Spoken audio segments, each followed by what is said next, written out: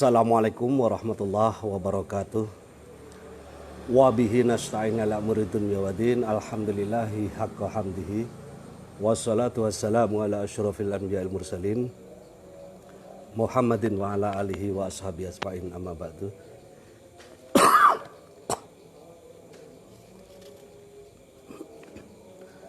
Malam ini kita mau meneruskan kajian tafsir kita ayat-ayat pendek surah Juz Amma.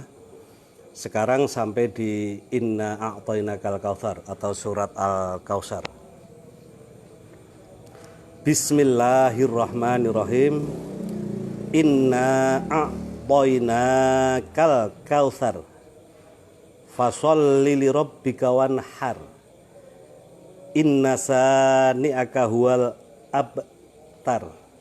Nah, ini salah satu ayat Makkiyah, diturunkan di Makkiyah. Asbabun nuzulnya dari semua tafsir hampir sama, tentang 3 hal nanti. Inna a'toina, inna sesungguhnya kami Allah, kata Allah, a'toinaka, telah menganugerahkan, telah melimpahkan kepadamu wahai Muhammad Al-Kautsar. Itu ada yang mengartikan sungai Kautsar di surga sana, ada yang mengatakan telaga Kautsar. Bahkan kalau Sayyid Qutb dalam Fi Zilalil Quran, Al-Kautsar itu berasal dari lafal katharo, banyak yang tidak terhitung. Katharo, jadi kathir, banyak yang tidak terhitung, diambil dari kata katharo.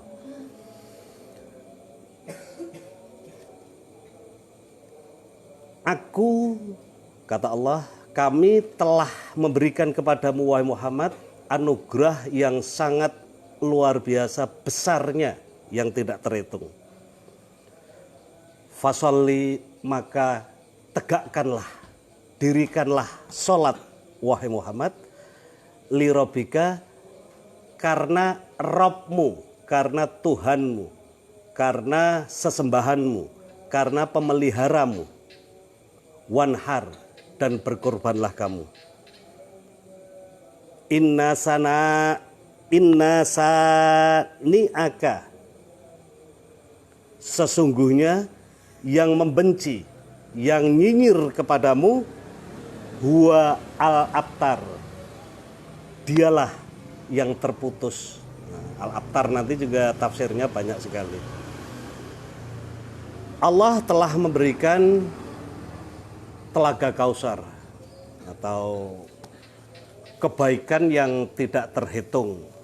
Kalau di dalam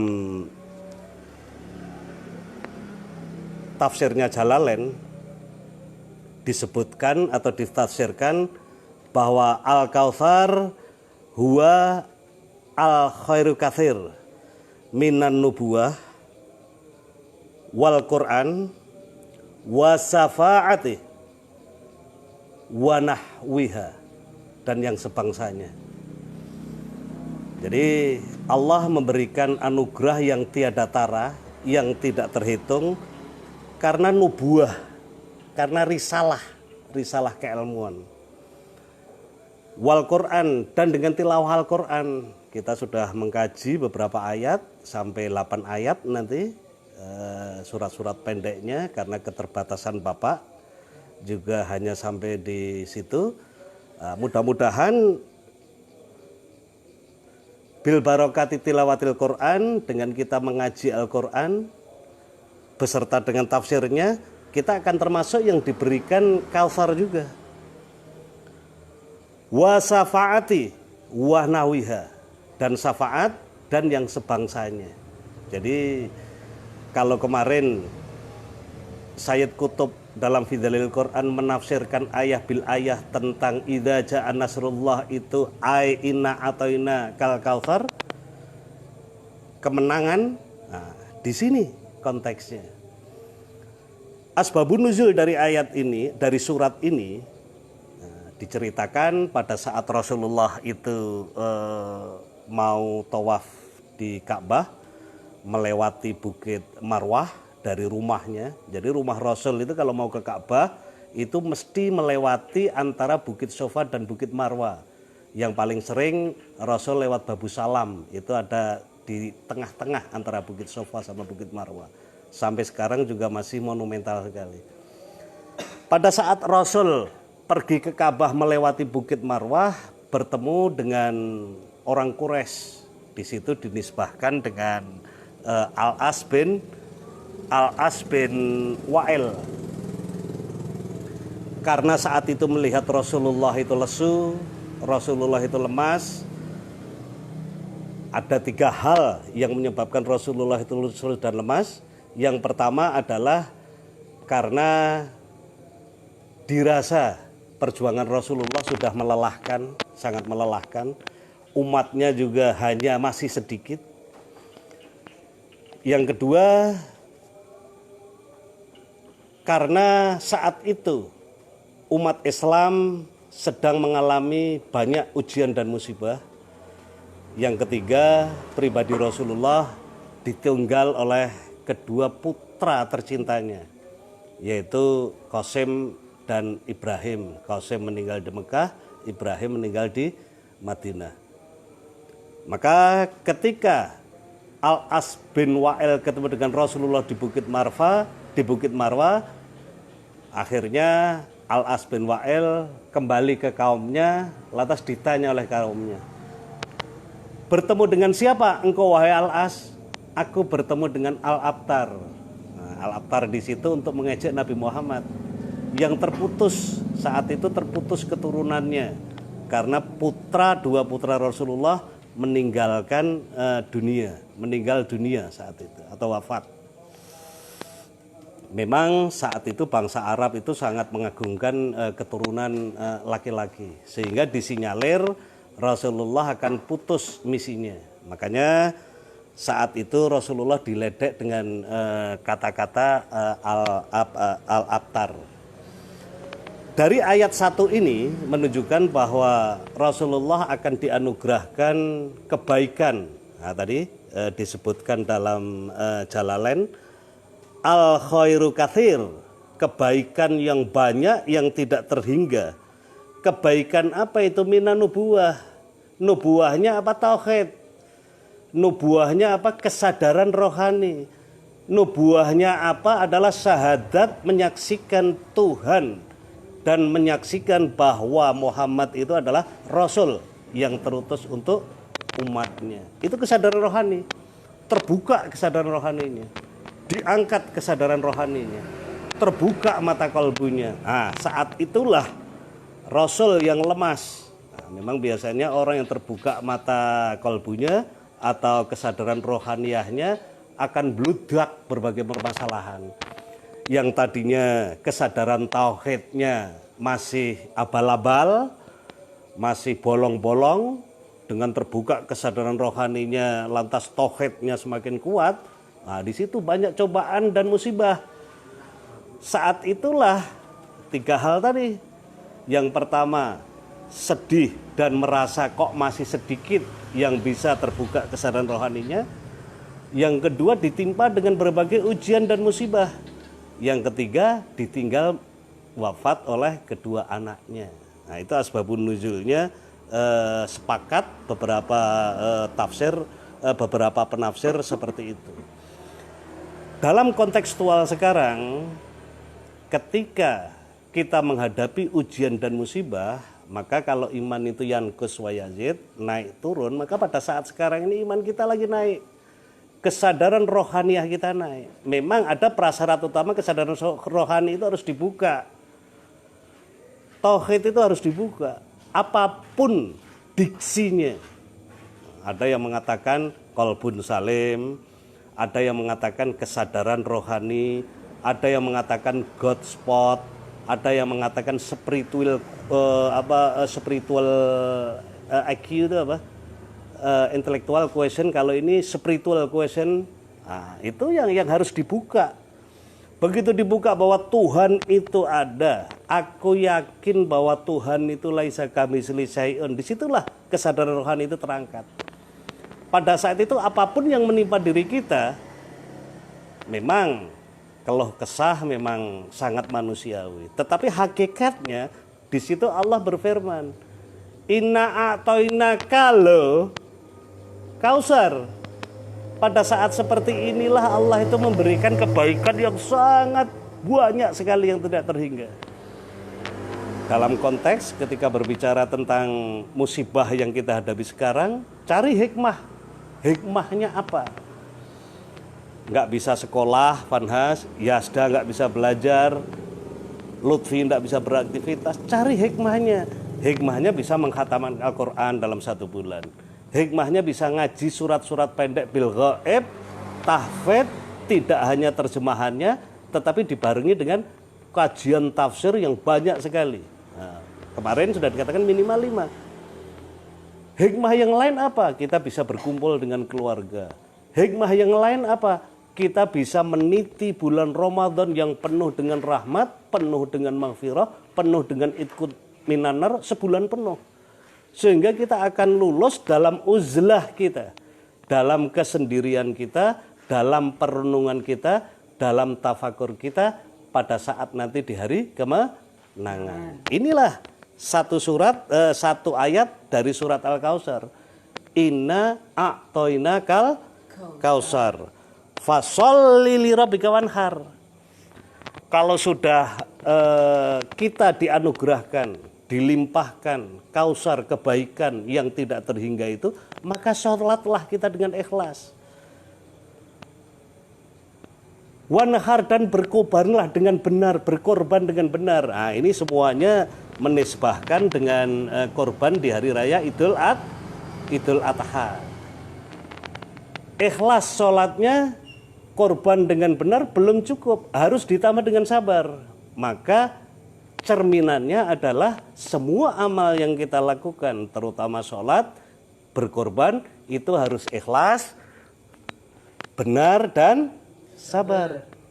Ikhlasnya dapat, benarnya dapat, sabarnya nggak dapat, nggak akan sempurna. Ikhlasnya ada mengerjakan, sabarnya juga ada, tapi nggak benar, nggak ada ilmunya, juga nggak bisa sempurna.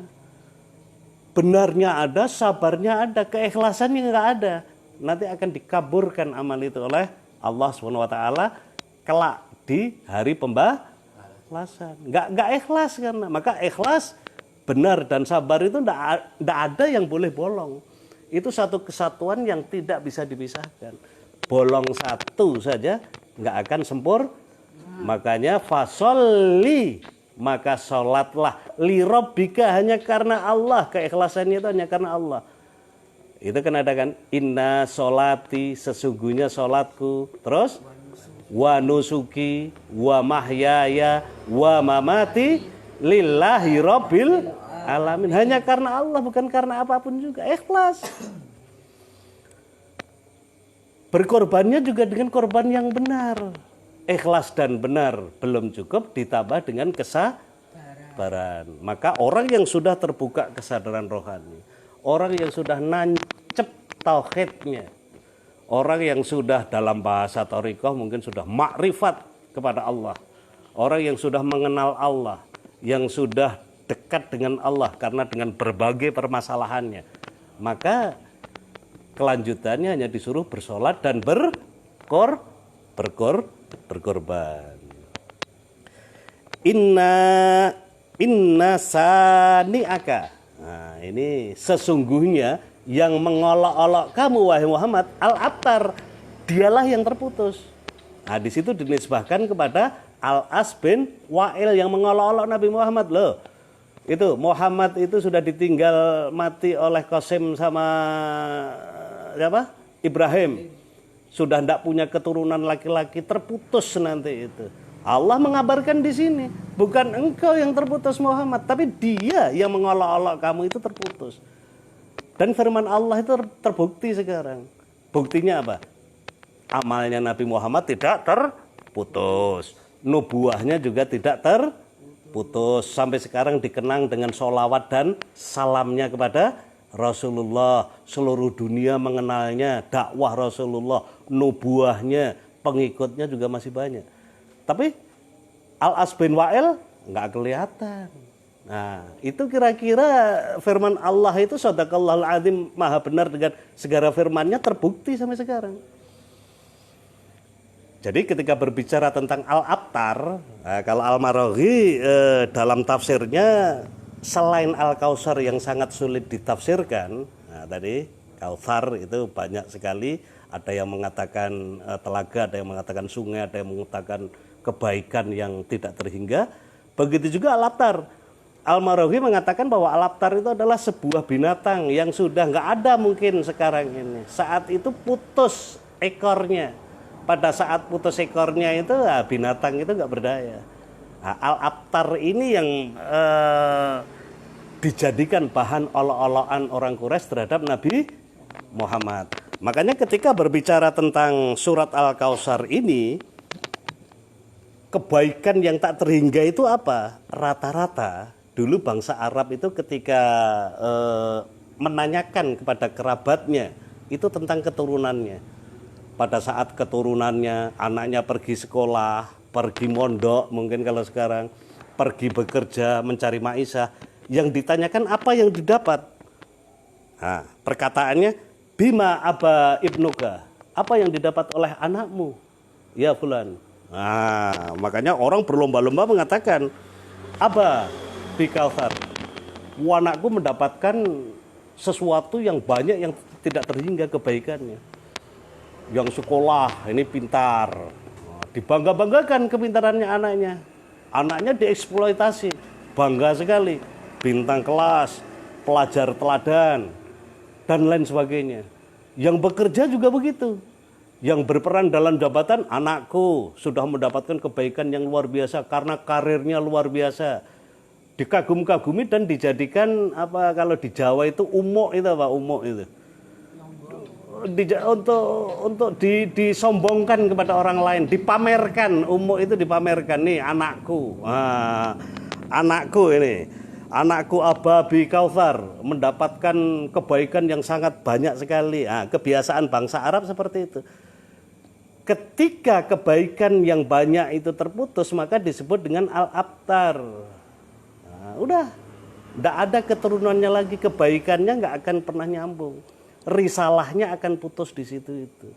Nah, surat yang sangat pendek ini, Vanhas, Lutfi, sama Yasda, ingat nanti sebelum kita masuk ke surat Al-Ma'un besok malam, karena kita terakhir di surat Al-Ma'un ya, karena keterbatasan Bapak untuk menghadapi wabah corona dengan membumikan surat Al-Ma'un. Nah, Kiai Haji Ahmad Dahlan dulu kalau ngaji malah hanya Al-Ma'un saja, nggak naik-naik, bertahun-tahun hanya Ara'aital ladzi terus. Nah, ini kita juga kul a'udzu birabbinas sampai inna a'tayna bolak-balik hanya sampai seperti itu saja.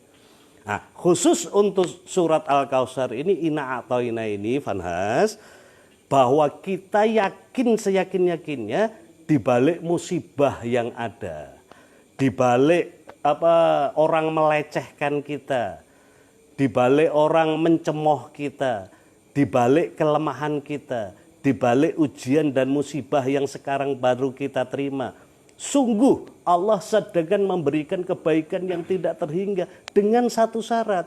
Syaratnya apa? Kalau Al-Maraghi mengatakan bahwa kita tetap berpegang dengan nubuah.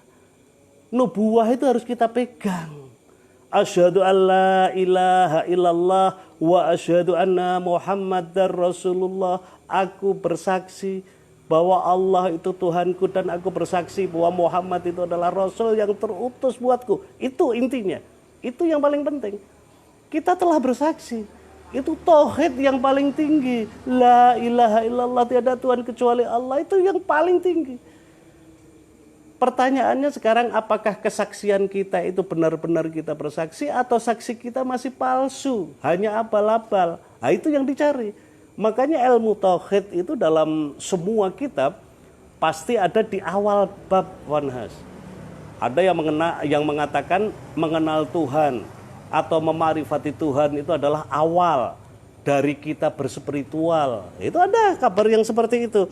Makanya ketika berbicara tentang ina atau ina yang akan diberikan kebaikan yang tidak tertinggal atau Al-Kautsar ini, adalah orang yang memegang nubuah. Kalau orang yang sudah memegang nubuah harus yakin. Selain itu apa? Berdasarkan dengan Quran dan Sunnah. Makanya bacaannya orang yang habis membaca Quran, Allahumma rahamna bil Quran, rahmatilah aku dengan bacaan Al-Quran. Allahumma nasina. Apa? Allahumma rahamna bil Quran, Allahumma dzakirna minhuma jahilna. Ingatkanlah aku atas kebodohanku. Terus wadzakirna Allahumma arhamna bil Quran, Allahumma dzakirna minhuma jahilna. Allahumma nasina minhuma kok minal khata ya. Allahumma arhamna bil Quran waj'alhu lana imaman. Jadikan iman. Terus dan jadikan Quran itu cahaya. Terus dan jadikan Quran itu petunjuk dan rahmah. Terus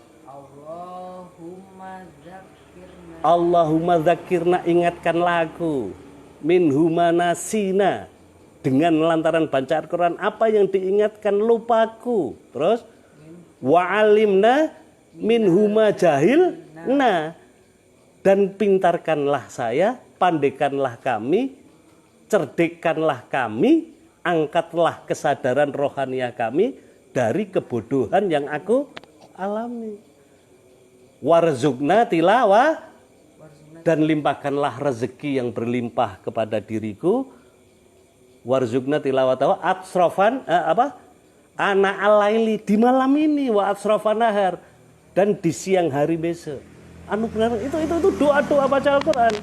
Makanya ketika kita memegang nubuah, ketika kita memegang kesadaran rohani, ketika mata kolbu kita terbuka, ketika mata batin kita terbuka, ketika mata rohaniah kita sudah terbuka, pegang Quran itu. Wa syafaatihi, yang nomor 3 adalah pertolongan dari keduanya, dari Allah dan juga dari imam kita Al-Quran dalam hari ini.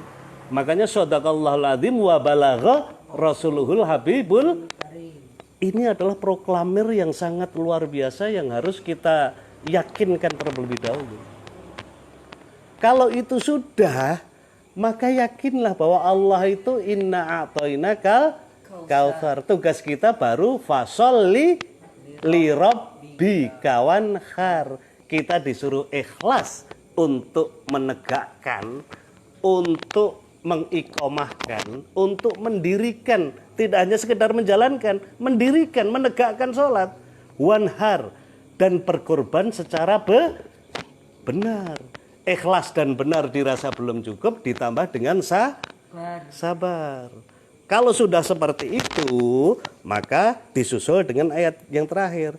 Inna sani'aka huwal abtar, sesungguhnya apapun yang mencela diri kamu, apapun yang menyebabkan diri kamu rendah, apapun yang mencemooh kamu, apapun yang nyinyirin kamu tentang kejelekan kamu, sesungguhnya bukan kamu yang tidak baik. Sesungguhnya bukan kamu yang akan putus nikmatnya.